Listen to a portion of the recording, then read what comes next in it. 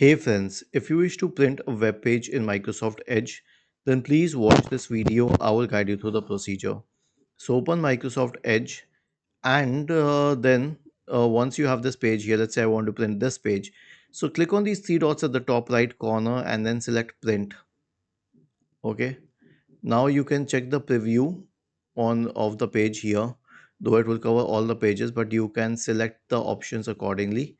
Okay, let's say that I want more than one copy, I want two copies. So I can simply increase this to two.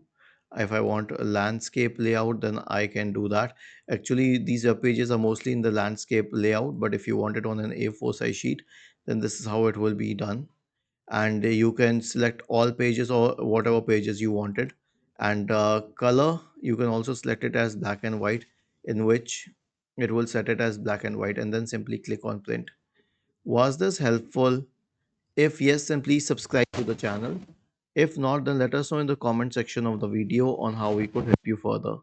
Thank you for watching this video and have a nice day.